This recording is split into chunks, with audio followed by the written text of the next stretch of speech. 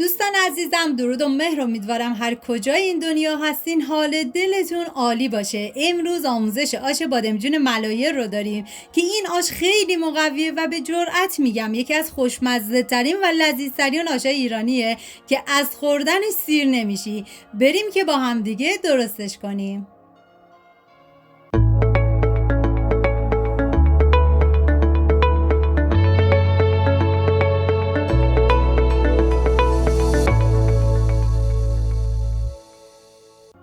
دوستان عزیزم، من اندازه‌های دقیق تک تک مواد رو براتون داخل دیسکریپشن نوشتم. حالا پیازی که داریم باید کاملا ریزش کنیم و سعی کنید که از پیاز فراوان استفاده بکنید. و سیری هم که داریم کاملا ریز میکنیم و بهتون پیشنهاد میکنم که این آش خوشمزه رو درست کنید که مطمئنم عاشقش میشید. بادمجونی که داریم پوستش رو میگیریم و بعد از اینکه پوستش رو گرفتید به صورت حلقه‌ای باید برشش بزنید و بعد از اونم باید بادمجون رو به هر روشی که راحت هستید تلخیش رو کاملا بگیرید. حالا من این مواد آماده کردم میذارم کنار و داخل قابلمه من از روغن حیوانی که دنبستش استفاده کردم. شما از هر نوع روغنی که دوست داری میتونین استفاده بکنید. پیاز رو بهش اضافه میکنم، هم میزنم و میذارم تا پیاز کاملا سرخ بشه.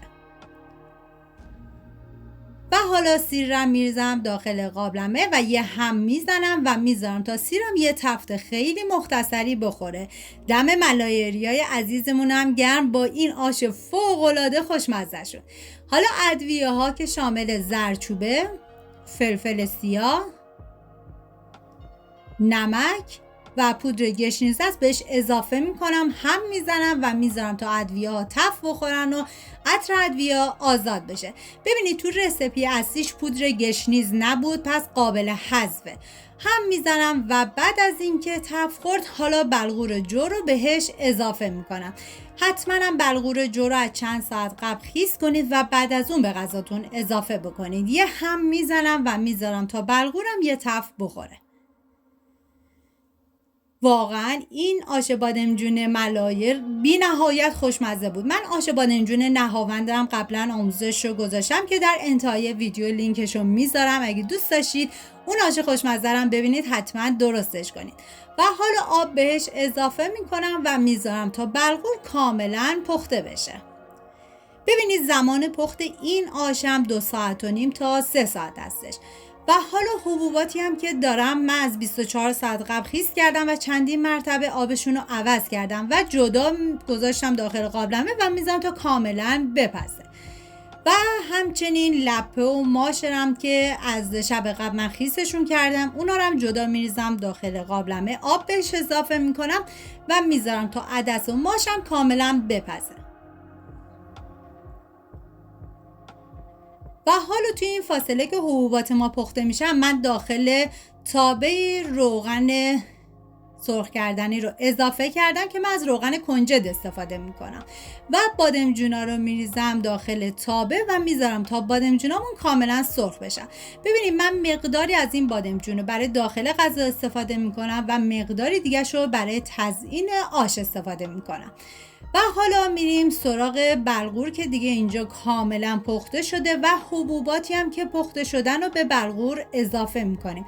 ببینید اگر دیدید که آشتون کمی سفت شد میتونید آب جوش بهش اضافه بکنید. و حالا بادمجونایی هم که سرخ کردم و به آش اضافه میکنم و هم میزنم تا کاملا با هم دیگه مخلوط بشن. واقعا جای تک تک شما دوستان عزیز خالی. حالا من سرقابلمه رو میذارم تا این مواد کاملا جا بیفتن.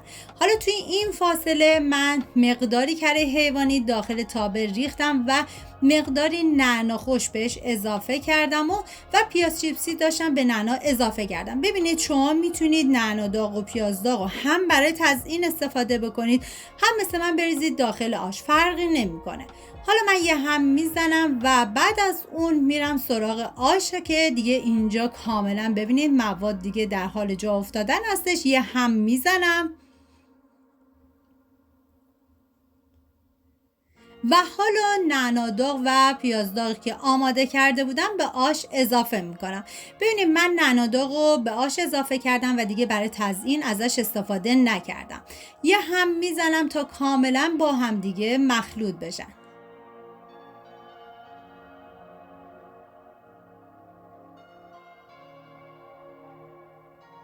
واقعا تنوع آش تو ایران ما خیلی زیاده و یکی از یکی خوشمزه تر. و بعد از اینکه دیگه تقریبا آش ما کاملا جا افتاد، حالا نوبت اضافه کردن کشکه. ببینید کشک و نیم ساعت آخر ما به آش اضافه میکنیم و بعد از اون باید هم بزنید. این هم زدن رو تا زمانی ما انجام میدیم که آش شروع کنه به غل زدن، یعنی کشکتون بریده نشه. و حالا من اینجا هم میزنم و بعد از اینکه شروع کرد به حباب‌های بزرگ، یعنی دیگه نیازی نیست که هم بزنید. ببین اینجا دیگه کاملا آماده شد و من میذارم تا این آش کاملا جا بیفته.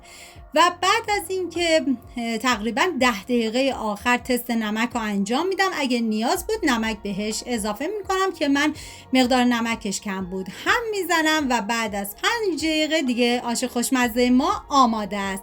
اگه ویدیو مورد پسندتون بود و تا این لحظه کانال رو سابسکرایب نکردید، خوشحال میشم سابسکرایب کنید و اگر ویدیو رو دوست داشتید لطفاً ویدیو رو لایک کنید. لایک شما باعث میشه که این ویدیو در معرض دید افراد بیشتری قرار بگیره و از این طریق هم از من حمایت میکنید.